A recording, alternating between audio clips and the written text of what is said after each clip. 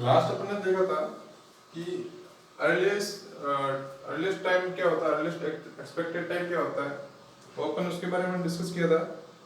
तो अपन आज अपन करेंगे जो है सेकंड इवेंट टाइम है, उसको करेंगे latest allowable occurrence time. Latest allowable occurrence time. इसमें देखेंगे कि अपन कि जो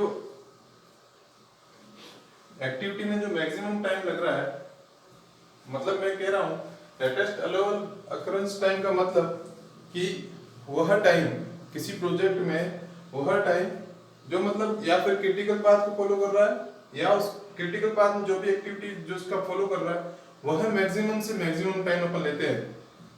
कि मतलब कि अगर एक एक्टिविटी में कम से कम 3 दिन लग रहे हैं और मिनिमम बीच में अगर कहें तो 6 दिन लग रहे हैं और मैक्सिमम से मैक्सिमम डे लग रहे हैं, तो वो मान लेते हैं अगर कोई एक्टिविटी रियली में कंप्लीट क्या हो रही है 4 दिन में हो रही है, मान लेते हैं कोई 4 दिन में कंप्लीट हो रही है, तो अगर मैं कहता हूँ उसको 6 दिन लग जाते हैं, मैं कहता हूँ उसको मैं अपन क्या कर लेते हैं सेट लेके चलते हैं कि भाई 2 दिन और एक्स्ट्रा ले लो या फिर आप 3 दिन और एक्स्ट्रा ले लो, मतलब उसको 7 दिन ले लो। फिर भी उसका मतलब ये है कि एक्टिविटी जो है प्रोजेक्ट क्या है, प्रोजेक्ट नेटवर्क टूटना नहीं चाहिए, मतलब जो टाइम जो अपने को दे रखा है उस टाइम में कंप्लीट होना चाहिए। तो मैं कह रहा हूँ मैं लेटेस्ट अलाउएबल अकरेंस टाइम लेके चलूंगा, यानी कि मैक्सिमम से मैक्सिमम टाइम लेके चलूंगा कि उस अगर कुछ ड्यूरेशन में उस काम अगर वर्क के ड्यूरेशन में कुछ प्रॉब्लम ना आ जाए, उसकी वजह से वर्क डिले ना हो जाए, अगर डिले हो भी जाए तो ज्यादा से ज्यादा इतना डिले ना हो कि उस एक्टिविटी के ऊपर इफेक्ट पड़े और सारा उस एक्टिविटी के कारण जो है पूरा अपना प्रोजेक्ट डिले हो जाएगा। इसलिए लेटेस्ट अलाउएबल अकरेंस टाइम अपना लिया जाता है।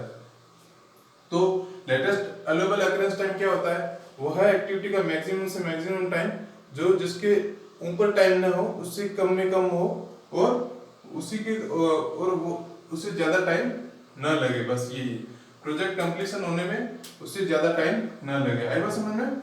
तो अपन कह सकते हैं it is the latest time, it is the latest time in which an event will be allowed to occur in the project without affecting the schedule completion time of project। है बस समझ में? कोई भी जो है अपना शेड्यूल जो कंप्लीशन हो रहा है वो अफेक्ट ना हो, ठीक है, वो अफेक्ट ना हो। कोई भी इवेंट है जो अकर हो रही है, अगर वो इवेंट अकर हो रही है, वो उसमें उस इवेंट अकर होने में अपन जो भी है मैक्सिमम टाइम ले रहे, उस टाइम के दौरान कोई भी अपनी शेड्यूलिंग है वो अफेक्ट ना हो during the completion of the project. आई बात समझ रहे हैं? अगर कोई प्रोजेक्ट कंप्लीट हो रहा है मेरा, अगर मैं उसमें जो भी मैक्सिमम टाइम ले रहा हूं और उसमें एक्टिविटी जो भी हो या इवेंट हो उसमें कोई भी जब अकर हो रहा है तो उसमें वो उस इवेंट के कारण जो है पूरा प्रोजेक्ट मेरा है कंप्लीट होने में अफेक्ट ना हो, ऐसा टाइम जो होगा वो मेरा क्या होगा, लेटेस्ट अलाउएबल अकरेंस टाइम। आई बात समझ में? तो अपन मैं कह सकता हूं, मैं ये कह सकता हूं कि जो एक मैं एग्जांपल लेता हूं, कोई भी मैंने एक प्रोजेक्ट है उसकी एक्टिविटी टाइप, उसमें टेल एक्टिविटी ये है और हेड एक्टिविटी जी है। टेल एक्टिविटी क्या है मेरी आई और हेड एक्टिविटी क्या है जी। आई बात समझ में? टेल एक्टिविटी क्या है आई और हेड एक्टिविटी क्या है मेरी जी, ठीक है ना। तो अब मैं कह रहा हूं मेरा TLI है, TLI मेरा क्या है, इनिशियल जो टाइम है वो है टेल एक्टिविटी का और ये मेरा क्या है हेड एक्टिविटी का टाइम है, ठीक है ना। आई बात समझ में? तो हमेशा अपन इस मेथड में क्या करेंगे, बैकवर्ड डायरेक्शन में चलेंगे। इसमें क्या चलेंगे, बैकवर्ड डायरेक्शन में चलेंगे, यानी कि अगर एक्टिविटी का जो नेटवर्क है उसमें भी अपन बैकवर्ड डायरेक्शन में चलेंगे। जैसे कि देख लो,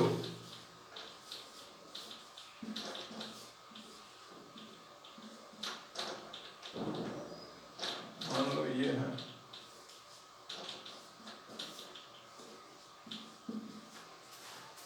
और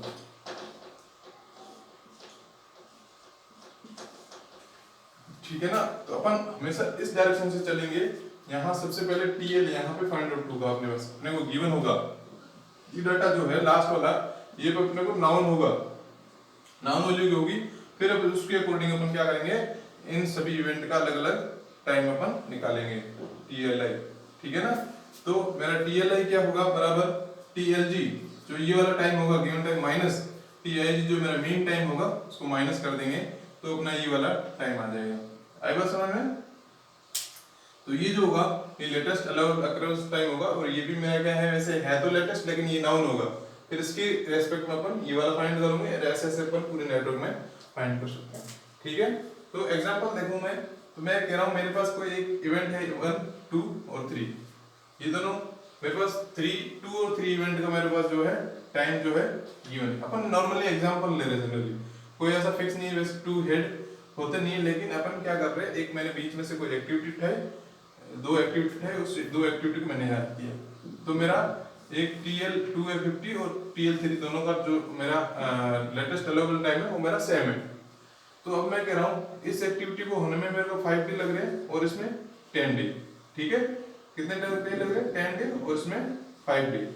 ठीक है, तो अब मैं कह रहा हूँ मेरे पास किसका, इसका 1 का लेटेस्ट अवेलेबल अकरेंस टाइम में क्या फाइंड आउट करना, तो क्या करूंगा मैं, तो सबसे पहले TL1 यहाँ लिख लूंगा, TL2 ये रहा TL2, और माइनस ये जो है TE21, मतलब मीन टाइम जो होगा इस एक्टिविटी का वो यहाँ पे माइनस कर देंगे, तो क्या आ जाएगा 50 जो है 50 माइनस 5 क्या आ जाएगा 45, और फिर ये क्या है TL3, इसका ये भी क्या 50 माइनस ये TE3 क्या है मेरा 10 डे, तो ये TE3 माइनस 10 डे रख लूंगा, बराबर मेरा 40 आएगा। इन दोनों में से जो मिनिमम टाइम होगा, इन दोनों में से जो मिनिमम टाइम होगा वो मैं क्या लूंगा, मेरा लेटेस्ट अवेलेबल अकरेंस टाइम लूंगा, किस इवेंट के लिए, 1 इवेंट के लिए। आई बात समझ में? तो इस तरीके से अपन फाइंड आउट करते हैं, और अपन इसका एक एग्जांपल लेके देख लेते हैं वर्ड का, उसमें कैसे अपन एक्सपेक्टेड टाइम फाइंड आउट करते हैं, और कैसे लेटेस्ट और कैसे अपना जो है अर्लीस्ट टाइम फाइंड आउट करते हैं। ठीक है ना?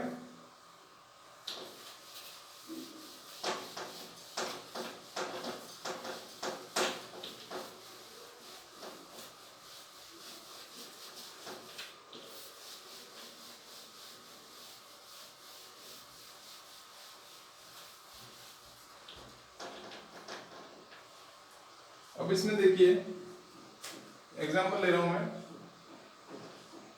मान लो कि मेरा क्या है 1 एक्टिविटी 1 इवेंट है, ये 2 और ये 1 3 और ये 4। ठीक है,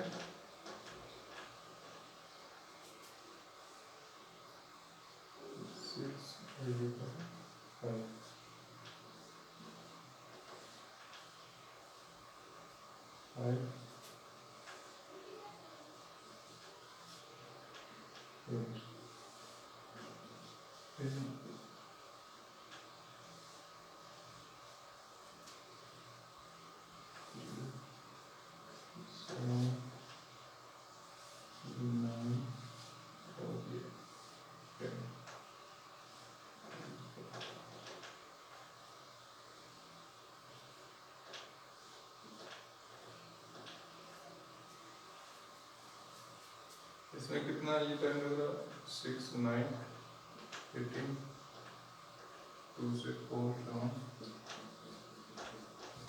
10 और 5 8 17 और 4 7 16। ठीक है, नहीं हो गया 4 7 22। ठीक है, 4 10 22 और 2 5 2। ठीक है, अब इसमें ये कौन लग रहा है 3 3 3 3 3 3, और इसमें कितना लग रहा है 3 5 15, और उसमें ये लग रहा है 4 9 20, इसमें 4 7 16, इसमें 6 11 20 8 7। देखो ये 1 इवेंट है, इसमें कितना 6 9 18। ठीक है, इसमें कितना 2 से 6 में 4 7 10, और 2 से 4 में 4 7 2 2 और 3 से 4 में 1 से 3 में 5 8 17 3 से 4 में 4 7 14 और 3 से 7 में 2 5 8 और क्या 6 से 5 से 6 जाने में कितना टाइम लग रहा है 3 3 3 और 5 से 7 में भी 3 3 3 और 6 से 8 में 3 5 15 और 8 से 10 में 5 8 17 और 5 से 10 में 6 11 20 और 7 से 9 में 4 9 20 और 9 से 10 में 4 7 16। तो ये मेरे सारे क्या है टाइम लग रहे हैं। ये मेरे क्या टाइम लग रहे हैं। तो मेरे को क्या क्या फाइंड आउट करना है। तो मेरे को सबसे पहले फाइंड करना है क्या करना है। एक तो एक्सपेक्टेड टाइम फाइंड आउट करना है, expected time small T E ये फाइंड आउट करना है। और मेरे क्या फाइंड आउट करना है अर्लीस्ट एक्सपेक्टेड टाइम, ठीक है। अर्लीस्ट एक्सपेक्टेड टाइम ये क्या है मेरा टी ई कैपिटल टी। और क्या फाइंड आउट करना है और latest allowable time, latest allowable time क्या है टी कैपिटल टी एल, ठीक है। आएगा समझ में। तो अब देखिए कैसे फाइंड आउट करेंगे। अब देखते हैं अपन। तो सबसे पहले मैं एक दो एक्टिविटी का बताऊंगा, बाकी वाला आप फाइंड आउट कर लेना, ठीक है ना। मैं एक दो एक्टिविटी का बताऊंगा, बाकी वाला आपको फाइंड आउट करना है। देखो सबसे पहले अपने पास क्या है एक्सपेक्टेड टाइम है ना। सबसे पहले अपने पास क्या है एक्सपेक्टेड टाइम है। तो एक्सपेक्टेड टाइम के लिए फॉर्मूला क्या था अपने पास t equal to T naught plus 4TL plus TP upon 6। ये वाला फॉर्मूला था। इस फॉर्मूले के अकॉर्डिंग सारी मतलब जो एक्टिविटी है उनका टी फाइंड आउट करेंगे, इसका टी फाइंड आउट कर लेंगे। क्या आ रहा है तो देखिए सबसे पहले 6 जो है मेरा क्या है ये जो हमेशा होगा ये टी नोट होगा ऑप्टिमिस्टिक टाइम और ये TL होगा मोस्ट लाइकली टाइम और ये TP होगा मेरा। ये क्या होगा TP आएगा समझ में पेसिमिस्टिक टाइम। तो इस तरह से अपन सभी एक्टिविटी का एक्सपेक्टेड टाइम फाइंड आउट करेंगे। तो ये फर्स्ट अपन एक्सपेक्टेड टाइम फाइंड आउट पहला अपना टास्क क्या होगा सारी एक्टिविटीज में एक्सपेक्टेड टाइम फाइंड आउट कर लेंगे, ठीक है। आएगा समझ में, ठीक है दिखाई दे रहा है। उसके बाद अपन क्या करेंगे यहाँ देखो टी नोट क्या मेरा मैं किसमें फाइंड आउट कर रहा हूँ T12 में मैं एक्सपेक्टेड टाइम फाइंड आउट कर रहा हूँ T12 में। तो क्या होगा मेरा टी नोट क्या है मेरा 6 प्लस 4 इंटू TL क्या है मेरा 9 प्लस TP क्या है मेरा 18 अपॉन 6। तो ये मेरा क्या आ जाएगा वैल्यू इसकी 6 प्लस 36 है ना प्लस 18। तो वैल्यू क्या आ जाएगी मेरी ये टोटल वैल्यू आ जाएगी T12 मेरा जो आएगा वो क्या आएगा 10। क्या आएगा 10। देख लो ऐड कर उसको कितना हो गया 8 से 14 14 और 6 20 14 और 6 20 2 5 और 1 6 ये आ जाएगा 60/6। तो क्या आ जाएगा मेरे पास 10। तो ये जो यहाँ पे T जो आएगा ये मेरा क्या आएगा 10। कितना आएगा 10, ठीक है। इस तरह से उसी प्रकार अब मैं ये T12 हो गया मेरा। तो इस तरह से आप क्या निकालोगे T26 268 ऐसे से 213 224 234 ऐसे से आप टाइम निकाल लोगे सारों का, ठीक है। इस तरह से सबका टाइम आ जाएगा। फिर अपने को क्या निकालना है अर्लीस्ट एक्सपेक्टेड टाइम निकालना है, ठीक है ना। अर्लीस्ट एक्सपेक्टेड टाइम हमेशा जो स्टार्टिंग होगा उस पर क्या होगा T1 पे 0 होगा, ठीक है ना? आई बात समझ में? तो मैं कैसे फाइंड आउट करूंगा? T1 पे 0 होगा तो मैं कैसे फाइंड आउट करूंगा? तो अर्लीस्ट एक्सपेक्टेड टाइम होगा मेरा T1 प्लस TE12, ये मेरा क्या हो जाएगा? TE2 पे फाइंड आउट हो जाएगा। इस ऐसे फॉर्मूला होता है, मतलब अगर TE2 पे मेरा फाइंड आउट करना है तो मैं हमेशा क्या लूंगा? TE1 प्लस जो एक्सपेक्टेड टाइम होता है वो TE ले लेंगे, तो ये आ जाएगा मेरा फॉर्मूला। इस फॉर्मूले के अकॉर्डिंग मैं निकालूंगा TE2 पे क्या आ जाएगा? TE10 प्लस TE12 क्या है मेरा? 10 अभी निकाला, देखो तो ये टोटल कितना आ जाएगा? 10। तो मेरा TE2 क्या आ जाएगा? 10। इस तरीके से आप सबका फाइंड आउट करेंगे। और जब भी आपको लगे कि अगर दोनों एक्टिविटी आके मिल रही है कहीं पे, तो आपको क्या करना है? उसका मैक्सिमम टाइम लेना है। उसका जो भी, अगर यहाँ पे कोई और एक्टिविटी आती, इसका भी TE2 था, इन दोनों में से जो मैक्सिमम होगा वो मैक्सिमम टाइम यहाँ पे रखना है। आई बात समझ में? ठीक है? इस तरह से जैसे कि यहाँ पे आ रहा है, देखो 10 इवेंट में यहाँ पे आएगा, तो यहाँ पे इस पे जो होगा वो मैक्सिमम टाइम लेंगे अपन। जो भी टाइम आएगा अर्लियर एक्सपेक्टेड टाइम जो आएगा यहाँ पे, वो अपन क्या लेंगे? इन तीनों के कारण जो भी आएगा वो मैक्सिमम टाइम लेंगे अपन। पहले अपने को फाइंड आउट करते चलना, लास्ट में धीरे धीरे सबका फाइंड आउट करेंगे, तब जाके लास्ट में अपने आराम से फाइंड आउट होगा, नहीं तो वहां से नहीं होगा। अपन इस तरह से चलेंगे, इस डायरेक्शन में। तो ये किसका है? अपन हमेशा फॉरवर्ड डायरेक्शन चलेंगे, ये अर्लीस्ट एक्सपेक्टेड टाइम के लिए हमेशा यहाँ से इस डायरेक्शन टेल इवेंट से हेड इवेंट की ओर चलेंगे, ठीक है? आई बात समझ में? इसलिए पहले आप क्या करोगे? ये जब भी टाइम फाइंड आउट करोगे ना, टाइम फाइंड आउट कर लोगे तो उसके बाद क्या करोगे? TL फाइंड आउट करोगे, क्या? TE अर्लियर एक्सपेक्टेड टाइम, ठीक है? उसके बाद क्या फाइंड आउट करोगे? लेटेस्ट अलाउएबल टाइम कहां से फाइंड आउट करोगे? बैकवर्ड डायरेक्शन में, इस डायरेक्शन में। यहाँ पे जो मैक्सिमम टाइम आएगा वो मान लेते हैं क्या है मेरा? या मैक्सिमम टाइम क्या है मेरा? मैक्सिमम टाइम है यहाँ पे 50.4, मान लो क्या आ रहा है मेरा? ये 50.4 यही आएगा, देख लेना। जो यहाँ पे T होगा वो भी यही आएगा 50.4। यहाँ पे TE और TL दोनों बराबर आएंगे, ठीक है? TE और TL दोनों बराबर आएंगे। अब 50.4 में से अब मेरे को क्या निकालना है? कैसे निकालूंगा? 8 पे निकाल रहा हूँ, 50.8 पे निकाल रहा हूँ, तो कैसे निकालूंगा?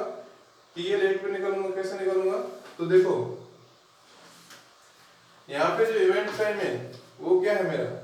T। यहाँ पे जो है, यहाँ पे T क्या है मेरा? वो 9 है। यहाँ पे T क्या, आप जब निकालोगे, फाइंड आउट करोगे तो क्या आएगा? T बराबर क्या आएगा? 9। T बराबर क्या आएगा? 9। तो जब 9 आएगा तो मैं यहाँ पे मेरा क्या है? TL 8 फाइंड आउट करना है, तो TL 8 फाइंड आउट करूंगा तो क्या आएगा? TL 10 है। तो TL 8 फाइंड आउट करने के लिए मेरे को क्या निकालना पड़ेगा? TL 8 निकालने के लिए मैं क्या करूंगा? TL 10 माइनस TE 10 8 यानी कि ये वाला टाइम, तो क्या आ जाएगा? TL 8 क्या आ जाएगा? ये कितना है? 50.4 माइनस T10 क्या 8 क्या है? ये T9 है, तो 9 चला जाएगा माइनस में, तो क्या 9 चला जाएगा तो क्या बचेगा? 41.4, ठीक है? ये कितना आएगा? 41.4 आएगा समझ में? इस तरीके से अपन क्या करेंगे? टाइम फाइंड आउट करेंगे, ठीक है ना? आएगा समझ में?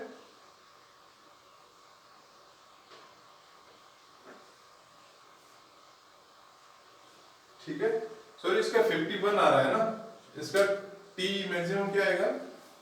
जो अर्लीस्ट एक्सपेक्टेड टाइम है वो क्या आएगा? इसका 51। इसका क्या आएगा? 51। तो ये TL भी 51 होगा। आएगा समझ में? तो 51 होगा, 51 माइनस 9 करेंगे तो क्या आएगा? 51 माइनस 9 करेंगे तो क्या होगा 42, ठीक है ना। तो TL8 मेरा क्या आ जाएगा 42, ठीक है। यहाँ पे TL8 मेरा क्या आ जाएगा 42, तो यहाँ मैं TL8 बराबर क्या रखूंगा 42। तो इस डायरेक्शन में अपन क्या फाइंड आउट करेंगे, इस डायरेक्शन में हमेशा अपन क्या फाइंड आउट करेंगे, जो अपना ये लेटेस्ट अलाउएबल टाइम है वो बैकवर्ड डायरेक्शन में हमेशा अपन latest allowable time find out करेंगे, ठीक है। बात समझ में आई। तो इस तरीके से आप टोटल फाइंड आउट करोगे, जब पता चलेगा आपको कि जो जिस एक्टिविटी में एक्सपेक्टेड टाइम किस पाथ पे ज्यादा हो रहा है, जिस पाथ पे टी ये वाला टाइम जो टी निकाला ना एक्सपेक्टेड टाइम, ये T9 और ये T10, ये वाला टाइम जिस पाथ पे ज्यादा होगा वो मेरी क्या होगी क्रिटिकल एक्टिविटी, जिस पाथ पे ज्यादा होगा वो मेरी क्या होगी क्रिटिकल एक्टिविटी। आई बात समझ में। इस तरीके से आप निकाल के चेक करना, ये तो मैं अंदाजे में बता रहा हूँ, ठीक है ना। आप करेक्टली एग्जैक्टली निकाल के चेक करना कि टिपिकल पाथ कौन सा है, ठीक है। फिर ये मेरे को बताना, आप नोट्स बना के इसके इस इक्वेशन को सोल्व करके मेरे को बताना। अगर नहीं समझ में आता है तो मेरे को पूछना, ठीक है ना, क्योंकि ये एग्जाम में आता है क्वेश्चन। आई बात समझ में। और ये मतलब इसमें ऐसे छोटे छोटे कॉन्सेप्ट है जो गेट में भी पूछे जाते हैं, गेट और IAS में भी ये सब्जेक्ट आता है। ध्यान रखना ये सब्जेक्ट तुम्हारा पीछा नहीं छोड़ने वाला, ठीक है। आप इसको माइनरली मत लेना, अच्छे से पढ़ना इसको, ठीक है। तो ठीक है, आज के लिए इतना ही। Thank you so much.